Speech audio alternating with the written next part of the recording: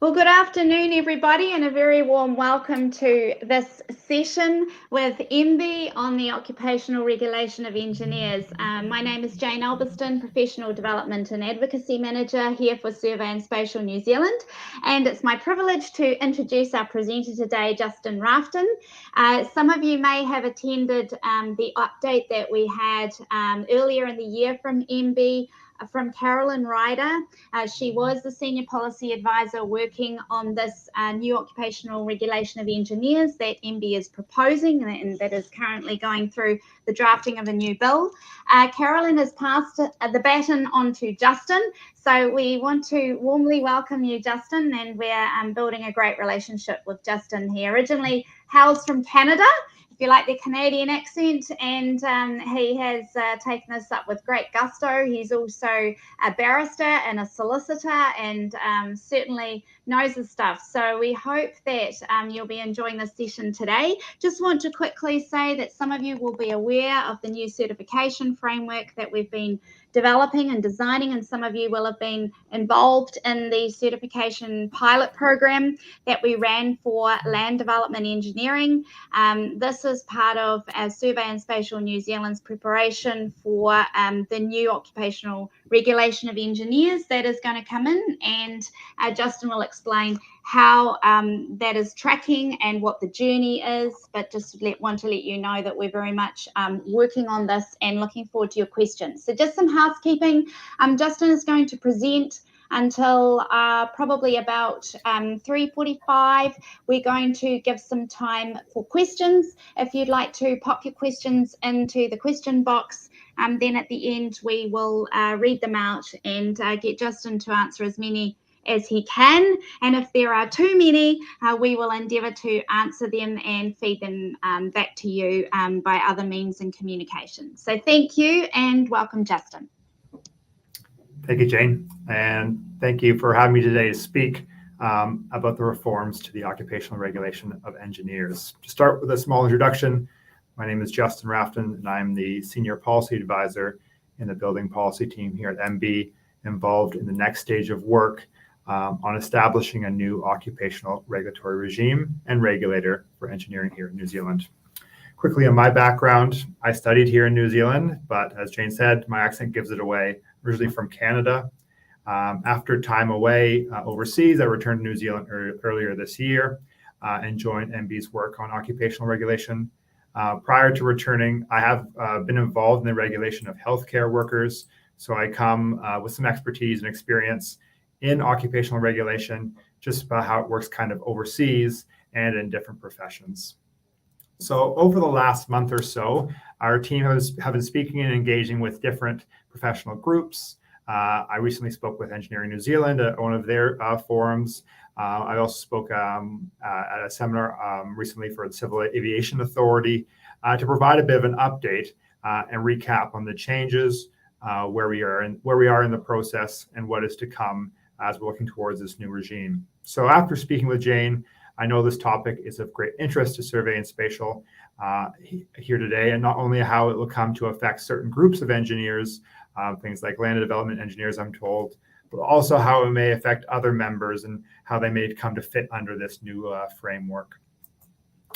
So the goals really of this whole process is collaboration and consultation. These are two words I will likely repeat more than a few times throughout the presentation here today. It's been something that this government has been really striving for throughout this process, and we look to continue as we look to build out this regime going forward. So what you're in store for today? Well, Jane said I was going to speak till 3:45. Most likely it'll be around 3:20, 3:30, as I want to leave lots of times for discussion and questions from you all. So we start with the big question: why occupational regulation? I can promise you this is a question that is asked by the majority of different sub-professions and groups created not only around engineering, but whenever occupational regulation is being considered as a tool. Occupational regulation of a profession aims to protect the public from the risk of such work being carried out incompetently or recklessly. For example, as an enrolled barrister, The lawyers are one such example of occupational regulation through the Law Society. When we are talking about harm or the potential of harm, this is things like health and safety risks, but also things like economic costs and environmental damage. These types of considerations help to determine if occupational regulation is the right and appropriate tool to address the issues at play. The true aim really is to be able to confidently say that the model is striving for the purpose of public protection. So occupational regulation ensures that a profession, whether we're talking again about lawyers, about doctors, about engineers or electrical workers, that they, one, behave professionally, that they, two, keep their skills and knowledge up to date, that they're, three, competent, especially if they're practicing in high-risk disciplines, and that, four, that they can be held to some account should their standards slip. Regulated professionals typically have restrictions on who can provide those services and set out and enforce those kind of professional standards. However, when considering whether occupational regulation is needed, we do need to take into account the potential for it to impose more costs, especially on practitioners who are no longer permitted to practice. So you have to weigh the pros and cons when deciding if occupational regulation is the right tool. So currently in New Zealand, there are 6 different professions in the building and construction sector with some form of occupational regulation. Of course, we have engineers and engineer associates. We have architects, electrical workers, licensed building practitioners, and those of plumbers, gas fitters, and drain layers. So what does the current model look like? Currently in New Zealand, engineers can opt into one of 2 regulatory regimes. There's the co-regulatory approach of the Chartered Professional Engineers, or CPENG, or there's the voluntary self-regulation approach run by Engineering New Zealand. Both these regimes have a similar model, with members abiding by a code of ethics, demonstrating a commitment to continued professional development, and being subject to a complaints and discipline process. CPENG is a statutory title that recognizes an engineer's general competence and professionalism. It is administered by Engineering New Zealand, which is the largest engineering professional body here in the country, with oversight from the CPENG Council. However, as both these regimes are only voluntary, there are too many professionals that are operating outside of regulation with no real assurance of competence or the ability to hold them to account when issues arise. Therefore, it is uncertain exactly how many engineers are outside this regime, with estimates ranging, but believed to be around 38,000 engineers when we did our last consultation. In addition to these 2 main approaches, there are other regulatory regimes for specialized engineering disciplines.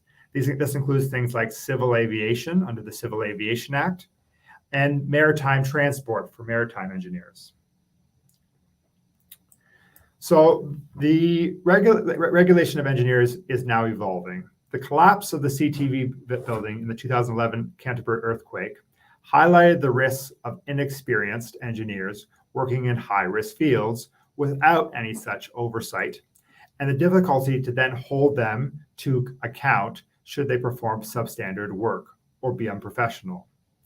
The final report of the Royal Commission of Inquiry into Building Failure caused by the Canterbury earthquake, so the Royal Commission, was released in February of 2017, and it included 189 recommendations that were accepted by the government.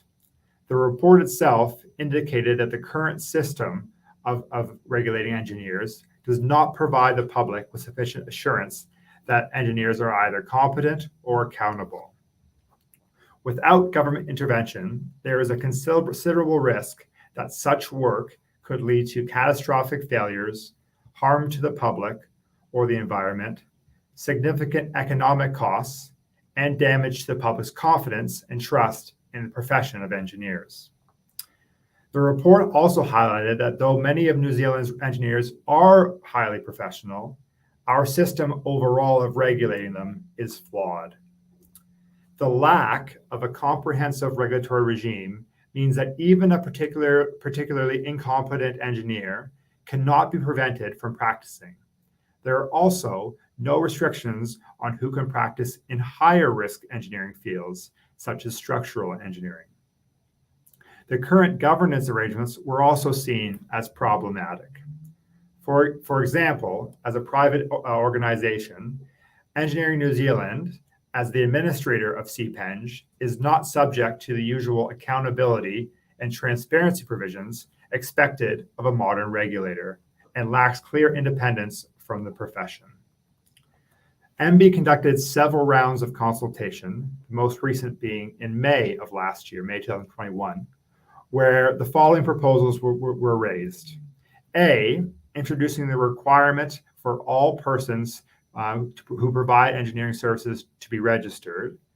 B, to require all persons who practice in high-risk fields to then be licensed in addition, and also to establish a new regulator to oversee this new regime.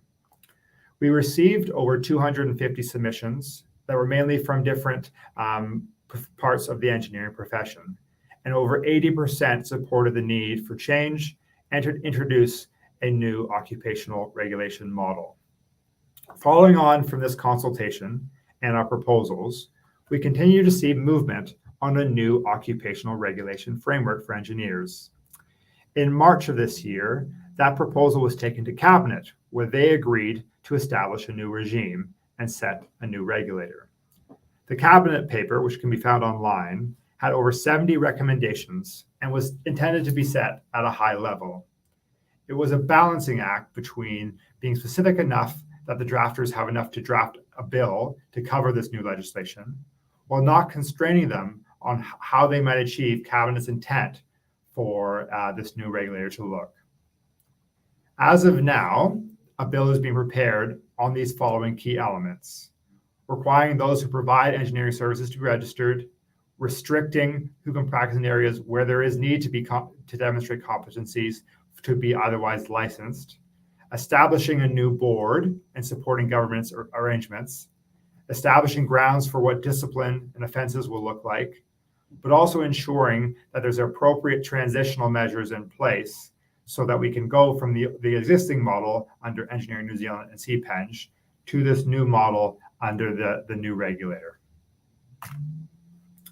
So really the presentation here today, and likely our questions and discussion to come, is going to focus on this foundational piece, the proposed two-tier regulatory system for the regime, divided up between registration first and then licensing. So firstly, I want to just kind of talk about the registration requirement. This would mean that all persons who provide professional engineering services would need to be registered with the regime. Again, this applies to all engineering disciplines, all the major disciplines and all those numerous sub-branches. As all elements of engineering have the potential for harm to the public and individuals, or could cause things like economic harm or environmental damage, it is not acceptable to regulate one part of engineering while leaving the public exposed to risks in others. Those who are registered would be entitled to a protected title. At this point, we propose it's going to be called registered engineer, but that might change during drafting. Everyone would also be added to a public register. This ensures that all members are suitably qualified, held to account, and that the public, those consumers, can check to see if the member that they're dealing with is registered and see some of their registration history. As such, it would be an offense to provide such services or claim to be registered if you are not with the regulator. The process starts by providing clarity as to what are professional engineering services.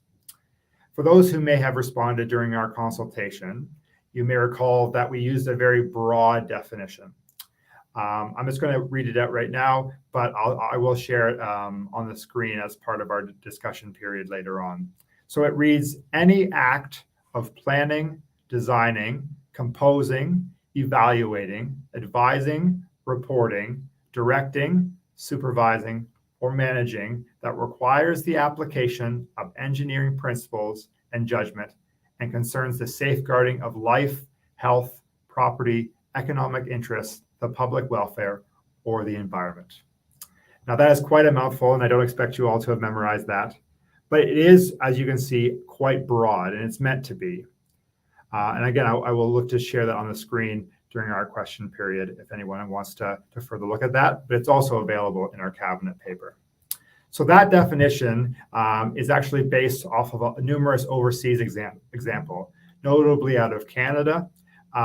It's almost verbatim to what exists in the province of Ontario and a number of other provinces like Newfoundland, but it's also very similar to what they use over in Australia in the regimes in Queensland, New South Wales, and Victoria. The definition is still to be refined in drafting. It will also include express exclusions as to what is not considered engineering. Things like if services that are more prescriptive in nature or routine, if you are under direct supervision of an engineer, and other exclusions that will be developed through the regulatory process, especially that will be set in regulation. Really, the definition has three main elements. That any of the various particular intellectual activities or combination of them is being performed. B, that you're applying those engineering principles and judgment.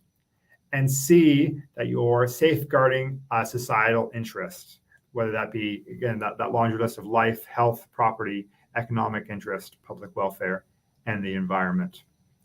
So such a definition helps to ensure that the regime can be somewhat future-proofed, especially as the technology and the profession and all these sub-branches continues to, sometimes at a very rapid speed, evolve. There may be some argument into who may fall into such a definition, but the board will also have the ability to set eligibility requirements. These are things like holding a certain degree or having the equivalent qualifications, training, or experience. This will provide further guidance on who would and would not fall into the definition.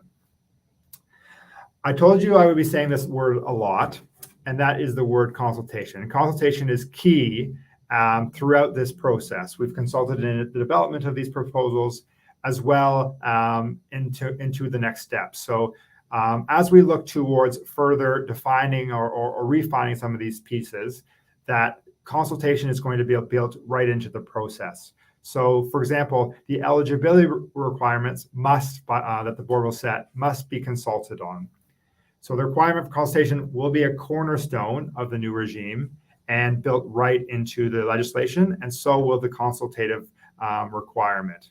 It is expected that it will include an appropriate qualification in order to be qualified, or provide for alternative pathways if you have necessary experience or expertise that has been assessed by somebody, whether it be the actual regulator or somebody the regulator has approved to be that assessor.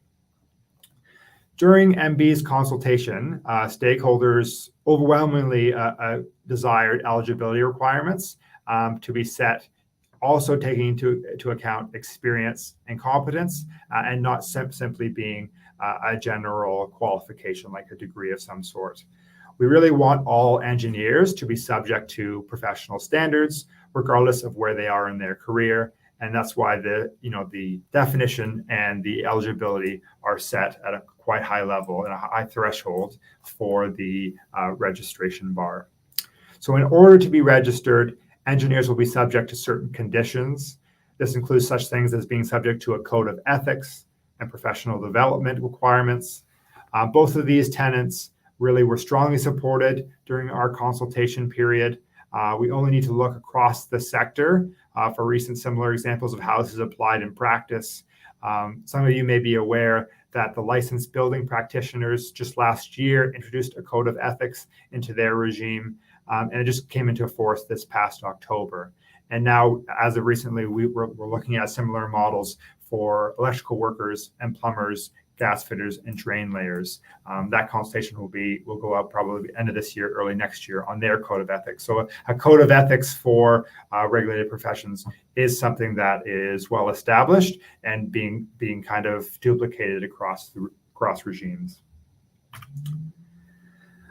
This is one thing that a lot of people have raised in terms of how this will apply if you're regulated by another regime. So there was some concern raised during consultation that the new regime would duplicate or undermine existing regulatory regimes for some specialized groups of engineers. These are things that, as I said before, like maritime transport or civil aviation acts, who have their civil aviation or maritime engineers. So again, this is not the intention. The intention of above all else is to avoid unnecessary duplication and avoid cost to engineers, but to have them still be subject to the same professional standards as their colleagues in other branches of or other disciplines of engineering.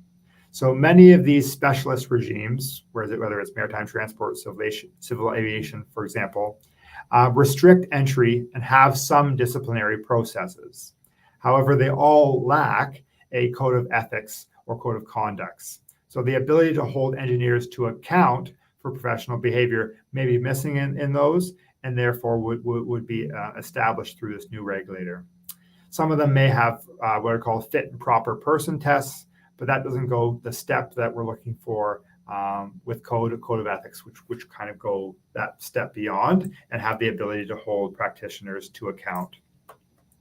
So the proposal would provide on this front a regulatory power that the board can automatically register these engineers who are already deemed under another regime under the new regime automatically. So this prevents overlap with other regimes as it treats a person as registered if they're already recognized by that other enactment. So this is a very similar model. We already have this in other parts of occupational regulation. For licensed building practitioners, for example, there's already a deeming provision under the Building Act, Section 291. These engineers, when they're recognized, would be subject to the same code of ethics. They would be allowed to use that protected title of a registered engineer by being deemed, and the board would have the ability to waive some or all the fees through this process. Another registration issue that has been raised by stakeholders through consultation is how will this affect overseas-based engineers. MB recognizes that engineering is a global activity, and we really understood that through the development of this policy. We have both overseas-based engineers providing specialist services or coming to New Zealand, as well as New Zealand engineers providing services for overseas clients. So for the most part, overseas engineers would be able to be supervised by a New Zealand registered engineer who would assume responsibility for that overseas engineer's conduct. Those overseas engineers would not need to be registered in that scenario. However, there are some engineering services that are sufficiently specialized that it is not appropriate for a New Zealand registered engineer to take on that role. The intention really is to create a temporary registration class as such for those engineers who reside outside of New Zealand and cannot be supervised. The intention would be to limit this to a period of no more than 3 months at a time, and the board would also set those eligibility requirements of what would be required for this temporary registration. They would be subject to the same code of ethics as our New Zealand engineers. However, they wouldn't have that professional development requirements, as it's only, again, for a short period of time. A temporary registration class reduces that ongoing burden of registration for an overseas engineer who may be required to register in multiple jurisdictions. But it also allows the board to act on complaints about the engineer's conduct in the future for any work done here in the country. A quick note that the Trans-Tasman Mutual Recognition Arrangement entitles Australian registered engineers to be registered after paying a fee if they're part of one of the existing schemes over in Queensland, Victoria, and New South Wales, in the same way as it does for a New Zealand registered engineer to do the same overseas in Australia. So the second tier of the framework is licensure.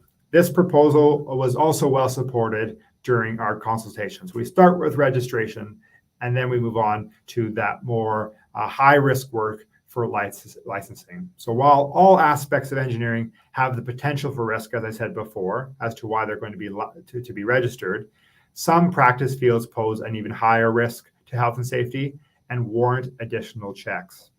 So license classes will likely include things like structural, fire, geotech, recreational safety. But I just want to clarify that this is not meant to be limiting at this time. It's just a start of some of the licensing classes that we see could potentially be developed. I just want to clarify that, as that was put into our cabinet paper, and some may have thought those were the only licensing classes that we were looking at. That's not the case. They were simply examples given in that paper in terms of where our initial thinking would be, but we are going to be looking at further consultation on what some of those classes could look like. The licensing classes or restricted practice fields will be set through regulation and determined based off of need to demonstrate competency to protect the health and safety and well-being of the public. We really want a flexible regime that can adapt to the changing nature of engineering. This again means that the list of licensed classes could change and evolve over time. In the same way as the board would set the eligibility standards for registration, they would also set the standards of competence and the assessment process in their rules to support the regulations around licensing as well. The intention is that for the license to be valid for up to 6 years, giving the board the ability to reassess competency at the time of reapplication. It also would be an offense to carry out or supervise restricted engineering services without a license, in the same way as it would be for registration. This just goes a step further if it's to do with one of these restricted practicing fields, if you were to do that work without the appropriate license. The board would also have the ability to audit a licensed engineer's work at any time or during an investigation to ensure that engineer is maintaining ongoing competency and ability. There are all alternatives were considered to licensing before we came up with this proposal. This was things like adapting the current CPENG or Chartered Professional Engineer regime to allow endorsements to act as licensing classes. However, we did get some pushback from key stakeholders who didn't support this proposal, such as Engineering New Zealand. Obtaining a license would also require, a greater deal of scrutiny than the current CPENG model currently requires. There was also some concerns around consumer confusion about what sort of engineer can do what kind of work if simply the CPENG model was retained. Finally, there was also the issue raised through licensing about licensing individuals versus licensing companies. So we heard from most submitters on this that they supported individual licensing only. So it was decided against licensing companies, as it places the responsibility of ensuring competency on the company rather than the board. And the risks of incompetent engineers could technically just move from company to company without great oversight. Finally, submitters, particularly professional bodies, wanted to be closely involved in developing these different licensing classes. And we wanted this to happen anyway. That's just good policy. However, we've also built this in as a requirement to be added to the primary legislation. So really what I kind of bolded here, again, coming back to that word of collaboration, consultation, is we're going to want to hear from you all. So the minister will be required to consult with all relevant bodies, with the public, when developing and amending the regulations on who will be involved in the different licensing class and specifying what those licensing classes will look like. So there will be a lot of further consultation on this. We understand, you all are the experts on this and want to make sure that you're involved throughout the process in its development.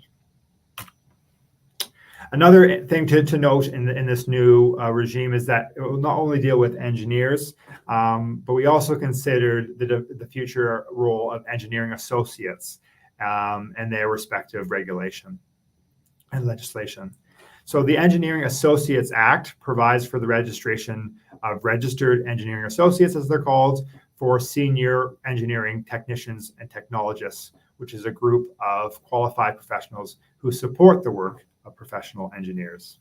So under their model, registration is voluntary. The number of registered engineering associates has steadily declined over the last decade, and there are currently fewer than 800 people registered. MB estimates that this is less than 5% of engineering technicians and technologists currently working in the country. So really, it's not a sustainable model going forward to maintain a standalone regime for registered engineering associates, especially due to things like costs. While registration as a registered engineering associate is required in order to perform some tasks in the public and private sectors, there are other non-statutory means of indicating standards of engineering technologists and technicians, such as things like industry membership and qualifications. It was not considered, therefore, that the risk associated with this work justifies mandatory registration of all these technicians and technologists. However, there were benefits to providing a mechanism for those who choose to be under this regime to show that they meet minimum standards and are subject to a disciplinary regime. So we actually even conducted a survey and consulted with current registered engineering associates during our consultation period and found that they do consider the current credential to be valuable to their careers. And it was also useful to provide a pathway for these engineering professionals to practice in licensed higher risk fields. So really the proposal is for the Act to be repealed, the current Engineering Associates Act, and that the new Engineering Act will provide for voluntary registration of technologists and technicians under this new regime. They'll have their own separate register as well. So this provides for the opportunity to modernize the Engineering Associates credential and roll it into this scheme. This will be more efficient than the current approach.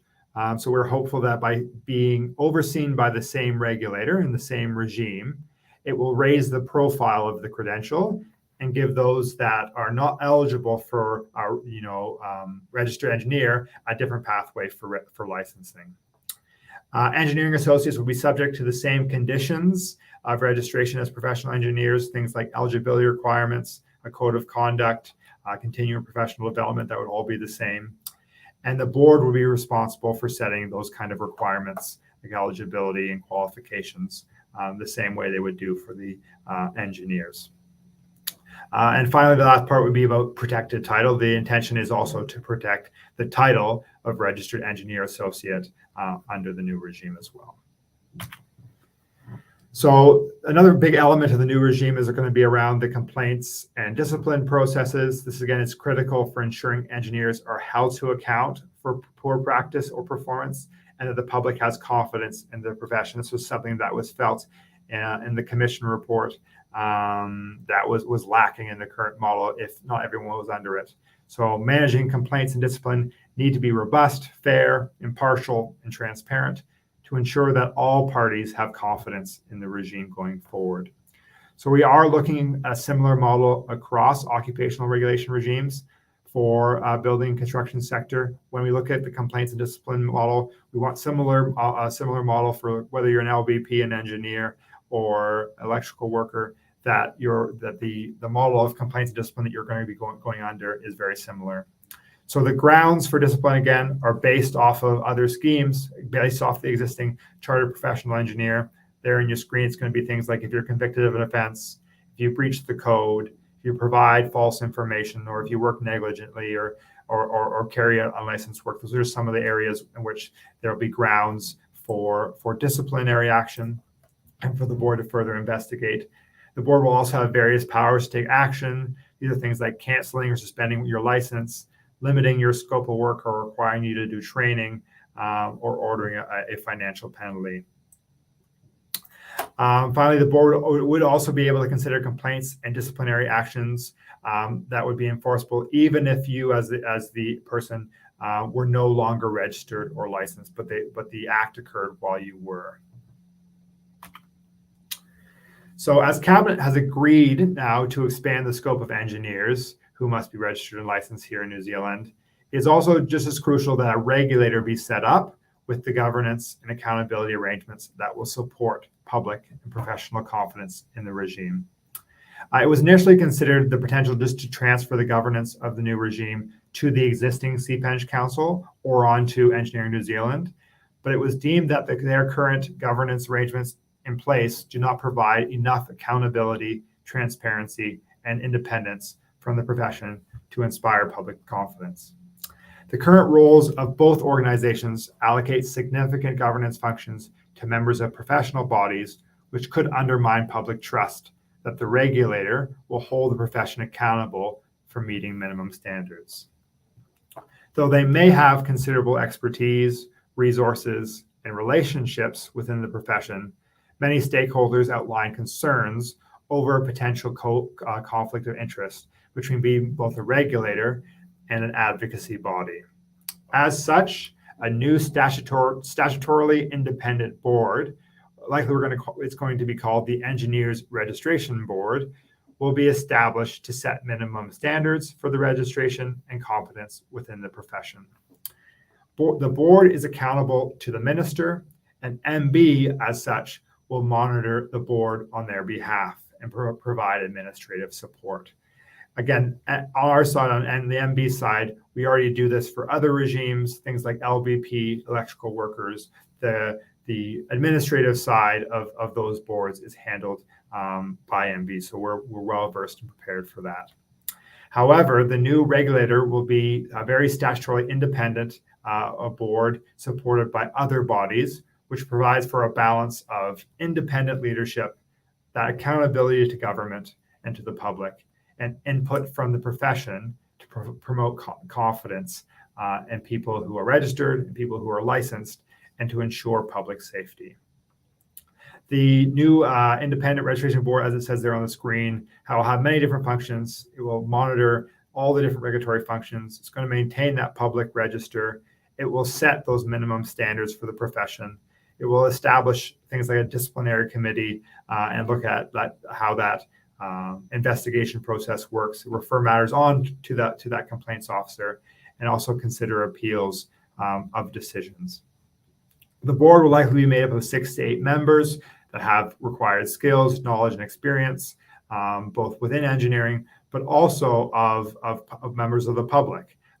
We make sure that we have people who understand, for example, law and financing and things like that, so that it can ensure public trust throughout, even through its membership. And there'll also be an annual reporting requirement, public reporting requirement by the board every year. This next slide, again, there's a lot on it. This is a graphic that just shows all those key elements of this new regulator. I apologize if it's not a large font on your screen, but I can share this presentation after with Jane, and it can go around to all the different people. This chart was also included in our cabinet paper, and it just walks you through the different main elements. So as you can see, the board's going to be supported by a registrar who deal with the kind of registration issues. That registrar could be 1 or more people. There will also be a complaints officer, as well as a disciplinary committee adjacent to that. So the model really here is intended to be flexible.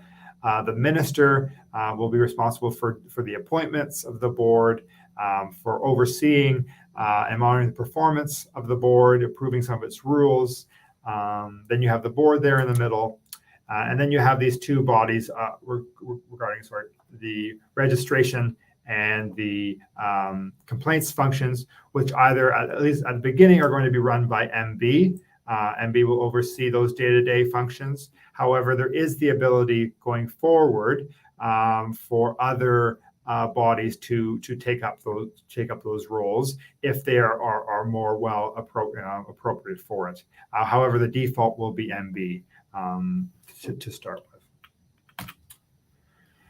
Finally, is really about the appropriate transitional arrangements will need to be put in place to ensure a smooth transition. So all this is not going to happen overnight. Transitional periods are expected to last for at least 6 years from when the process starts. This is time to get the board and registry running, to support the different regulations that are going to be made, and to both start with registering and then on to licensing engineers.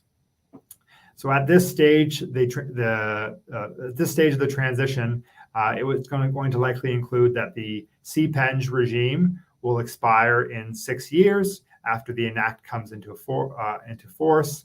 This will allow time for the licensing regime to replace the CPENG credential. That act, the CPENG Act, will likely be repealed or amended over that 6-year period. Engineering New Zealand will continue to administer or may continue to administer the CPENG regime over that time, overseen by that council, and possibly right up until the 6-year expiry. But there is that 6-year intended expiry of that. The minister may transfer the functions of the council onto the new entity at any time over that period and dismiss the council members of CPENG during that transition. And that it still allows the current CPENG board to hear complaints against any of its members for historical substandard work or behavior. The other key transitional piece is around easing engineers into the regime. So the Act may include provisions, we call them deeming provisions, to transition engineers onto the new register if they've already demonstrated that they meet the eligibility requirements, such as, for example, that they were already engineers that hold CPENG registration, or they're members of the professional bodies. So during that transitional period, the board may have up to 2 years upon receiving an application for a new registration or licensing. The likelihood is to start with registration and then build into licensing as those subsequent regulations are created to make a decision.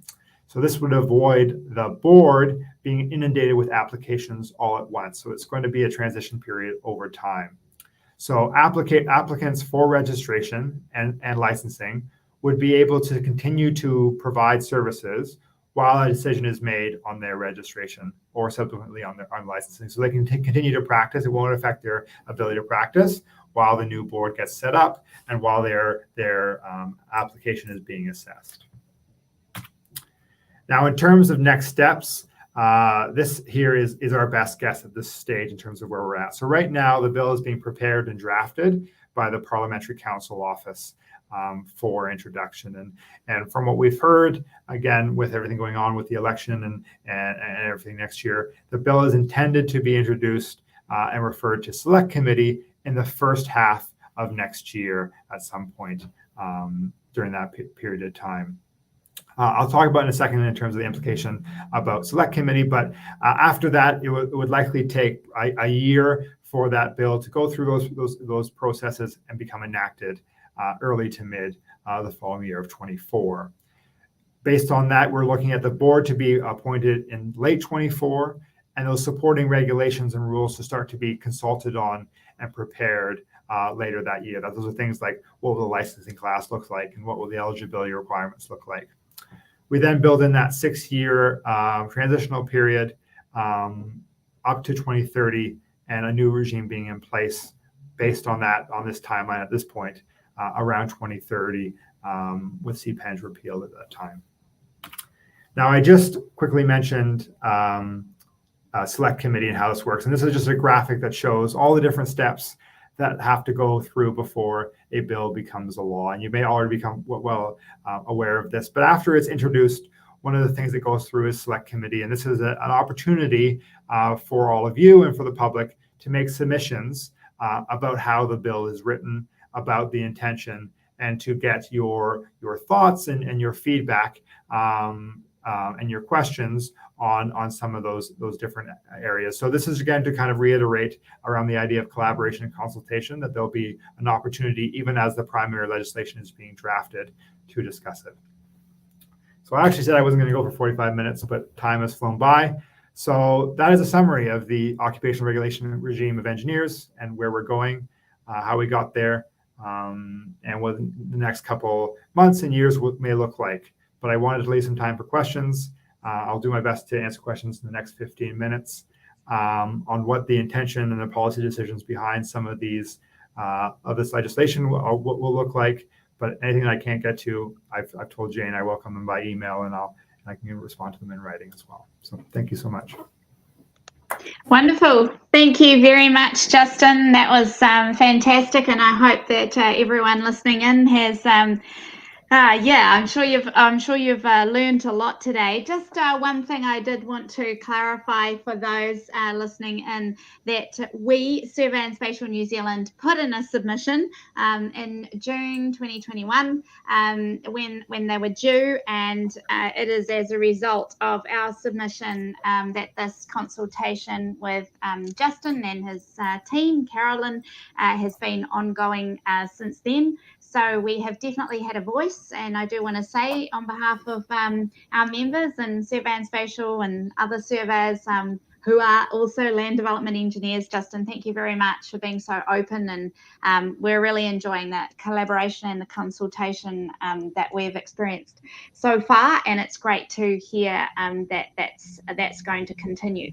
So I guess we actually haven't had, they must be soaking it all in, I haven't got written questions that have come through, so we do have a little bit of time, but I just wanted to ask you, Justin, that timeline, I guess that's what everybody is looking at right now. Do you know what stage it's at now? The bill is being drafted, right? So there's nothing we need to do now, or no opportunity to put forward any comments because we haven't had, that draft hasn't come out yet. Is that correct? Correct. So at this point, we have set what got our proposals through to cabinet and what the legislation may look like, but have provided flexibility, obviously, to the drafters to be able to look at what may be best in terms of the actual, the actual act. So this is a question that not only you were asking, but all these different groups. Is when's the next time I'm going to be able to provide comments, and that's going to be at the select committee phase, which if you look at the current timeline, if the bill was to be introduced early to mid next year, it's probably in quarter 3 or 4 of next year when it goes to select committee that they'll ask for that kind of feedback and questions. Yeah, so I guess that's my job, isn't it, to keep an eye out for when that opens, and then we'll be able to have a voice. Just there is a question that's come up here. It's a little bit more for me, but looks like it's quite specific for us. But just for our clarification, I think everyone will be interested to know, a lot of your presentation or the specifics did focus around existing recognised registration and licensing, such as the REA provides, and of course the CPENG. We fall into, or our members who are practicing in land development, who have now been swept up with this new regime and the definition of engineering under the new proposed bill. We have been operating, for lack of a better way of saying it, in the self-regulated or unregulated space. Do you have any comment? I'm sure we're not alone. So obviously that's why we've stepped up to the mark, and we're saying, okay, we're preparing now for the opportunity to be, for the mandate to come through, and we will now be in a legislated, regulated space. Have you got any comments on how you've been feeding back and what you can say to those of us who have been swept up now, who have previously not had legislation to work under? Right. So again, I think I went into a little detail around just how broad that definition is, and that we've been getting questions about how different professions in or outside of a current regime may or may not be able to fall into this. And this is something that's going to be considered as the legislation and regulations are developed. Is about how do some of these allied professionals, how do some of these people who may or may not fall into this regime, how could they be incorporated, and what will be their pathway into the regime. And some of them may already have existing competency or assessments in their own organizations in place. And how can the board be able to implement them into their existing regime? And I think I can see some questions about, for example, alternative pathways and how it's going to be working in terms of, will it just be a qualification? And I hope I made it clear that simply having an engineering degree may not be the only pathway into the profession, that the board will be looking at alternative pathways through experience, through other qualifications. And we'll also be looking at who may be the best people to actually do those types of assessments, whether it would be their own registration authority, whether it's through MBIE or a different organization, or using those experts, right, for those kind of specialist fields. Maybe Survey and Spatial already have an existing framework in place and maybe the best position to do some of those assessments. So I unfortunately can't be any more clear than that, but there will be processes in place, and somehow how some of these allied professionals will have the opportunity to become incorporated into this new regime. Yeah, thank you. There's a few questions here. I do want to let you know that I'll make sure that I answer. Some of them I can answer directly, and I'm sure that we can get them sent out to you if we don't get time. So please know you'll have that dealt to. But just picking up on the allied professionals, is there an opportunity, say, for our land development engineers to not be considered allied, but to be considered professional? Because there's been a bit of a pushback about that word allied. They consider themselves professional land development engineers, equal to and alongside any CPENG, and in actual fact are considered so by local authorities for engineering sign-off purposes and so on. Can you just comment as to whether we would also have the opportunity to be so people who are non-CPENG now under the new regime will have the opportunity to be known not as allied but as professional engineers? For sure. So I kind of said there at the beginning, again, the definition is very broad, but also all the eligibility requirements will be set by the board through its rules.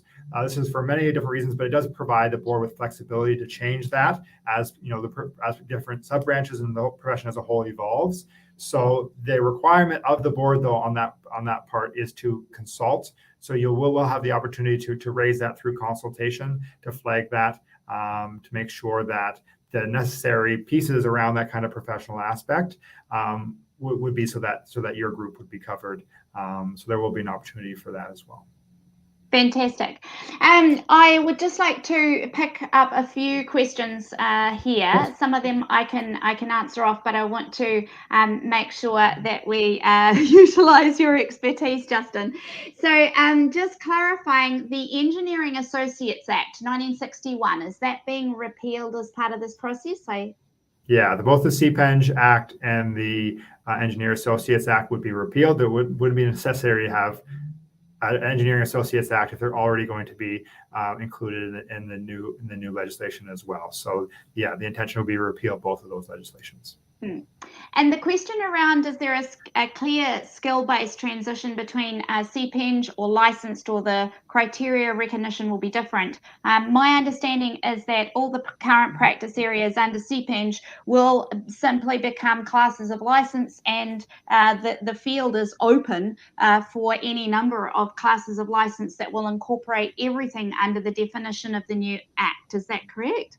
So yeah, first there'll be a deemed provision likely for those under the CPENG to be registered, and then the licensing classes will be developed through that regulation for all the different areas that are deemed to be of higher risk. And again, we'll be consulting with you, the public, but also with different engineering professionals, because no one knows better than you guys do on those different areas. So yeah, so they'll all be deemed through the likelihood they'll be deemed through registration, but the licensing will come later based on the different branches that are decided. Yeah, so just sorry to clarify, the current practice areas that we know now that are under a CPENG, is the intention under the new regime that they would become individual classes of license, for example, civil, structural, etc., as we know them now? My assumption again is yes, is that Yeah. they would be are of a higher risk that need to be a licensing class. But again, that's going to be decided later. So it's hard for me to say it's going to be just be that, or there may be maybe more beyond that, beyond those existing disciplines. I know, we're sort of gazing into a crystal ball, aren't we? Exactly. So I have been asked that I think is relevant to everyone listening in today. Can we speak to how survey and spatial members practicing in land development engineering might fit into the proposed regime? I can speak to that, and then Justin, you can comment, because I know Justin needs to remain quite impartial. But the idea would be that if you're currently practicing in land development engineering, once the new regime comes into place, you'll be required to be registered. That will be the very first step, and then the classes of license will be developed after that. Our intention is to be eligible to be one of those providers that would help provide the assessment of competency for a class of license for land development engineers, because we know it's a very niche practice area in the whole picture of things. And so I guess moving forward, sort of crystal ball gazing, the best place that we could possibly end up in is that survey and spatial members listening in here now would in the future become registered and licensed land development engineers, or whatever that class of license was to be called. Justin, do you have a comment on that? So that's what the process would look like for all different licensing classes. Yeah, of course, we can't say that we are definitely going to be the provider of that assessment of competency, but for everyone listening in, we are really doing our best to follow MBIE's intent and to make sure that the eligibility criteria and our current assessment of competency process for the new certification framework that we have set up, and in particular the competencies under land development engineering, follows the model that we believe will be robust enough to satisfy the current the future classes of license under the new regime. So is there an so there is a question, is there an expectation that surveyors would need to join the regime and pay fees to two bodies? I can answer that. There is currently, Justin, I'm sure you're aware, a license for cadastral surveyors that is governed by the Cadastral Surveyors Licensing Board. That comes under a different act, that is the Survey Act. Do you have any knowledge of that act? I guess the explanation to our audience today is simply that there are two acts, and those two acts are governed by two different ministers and two different sets of bodies underneath that. LINS and the Surveyor General being the one that has the licensing regime for cadastral surveyors. This is a completely separate regime. So my answer simply would be, if you are a licensed cadastral surveyor and you are also a land development engineer, that is not going, yes, you would have to be a licensed cadastral surveyor if you wish to practice at that, and you would also have to be a registered and licensed land development engineer, for lack of a better word. Justin, do you want to comment on that? Yeah, so the I can comment is there's been some consideration around whether you're already registered with another engineering regime. We talked about maritime transport and civil aviation, and the board would be able to waive fees in part or full if you're part of two different regimes. But we haven't really talked about other types of professionals. For things like licensed building, like other building construction ones, if you are part of two different professions, you pay for your fees in both different professions. So again, the board may look at that. You may be able to do it on a case-by-case basis, look at maybe what could be done there, but it's difficult to say that you wouldn't have to pay two fees. Yeah, well, exactly. The current license for cadastral surveyors does not cover the same practice areas as land development engineering. So, I think that they're two different regimes. We have been asked a question: what unfortunate chain of events would need to happen for suitably qualified surveying professionals to lose their rights to operate in land development engineering? The answer to that may assist in defending our livelihoods. Well, the simple answer is everybody will be required to be registered and licensed, and we're providing a pathway for that. And there's no intention of no one having access to their livelihood. There's just going to be a requirement to be registered and licensed, and there should be a suitable pathway for that to happen. Is that right, Justin? Yeah, so that's the intention from this is if that was what was to come from it, that we would make sure that it would apply to everyone and not just a subset of that group. Exactly. So there's a lot of thank yous for an excellent presentation. I know that we've just got a couple of seconds left. So I do want to say thank you, everyone, for joining us today. Thank you so much, Justin. This is just the beginning, and now all the questions are happening. And I think probably we can do an internal follow-up and have a discussion around it. And obviously, we'll be continuing our relationship with you. Thank you for being so open, and we welcome the next update, and I'm sure there'll be great interest as there has been today. So thank you so much for representing our sector and for all the work that you're doing. And yeah, until next time. Have a happy holiday season. Thank you.